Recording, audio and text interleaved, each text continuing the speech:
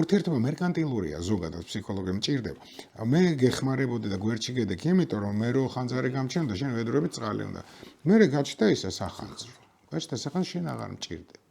ნახე, ნელ-ნელა შენ აღარ მჭირდება, იმიტომ რომ გაჩნდა მომსახურე იმას სასწრაფოს უნდა დაურეკო, იმას თბილ სერვისს უნდა დაურეკო, ნაგავზე იმას და თქვენ აღარ მჭირდებით. და ადამიანი იკეტება თავის იმაში.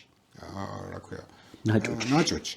ახლა რა არის ურთიერთობებში ღირებულება, ნახე როგორ მედის, უნდა იყოს ინდივიდი და სისტემა. არა მეგობარი, არაცოლი სხვათა შორის, მაგეთკენ მიდის. თქვენ რა გონიათ, ხელის მოწერა იურიდიული დოკუმენტია მარტო, მე ახლა ახალგაზრდა რო ვიყავ, მეც ვფიქრებდი რა მნიშვნელობა აქვს ხელის მოწერა, აწერა. არა, ოჯახის ინსტიტუტის დისკრედიტაცია ხდება.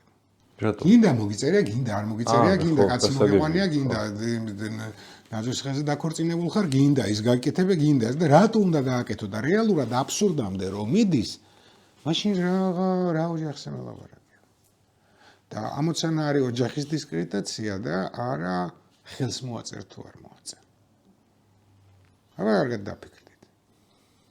და რატო? იმიტომ რომ ერთ-ერთი ძლიერი სისტემა, ვინც ღირებულებათა სისტემას ქვნის და ვიღაცას უნდა რომ ღირებულებათა სისტემა, რომელიც შეიქმნება გარედან, ვიღაცა რო იტყვის, ის უნდა იყოს.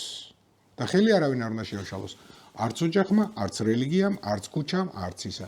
ჩემთვის ძვირფასი მეგობარი არ უნდა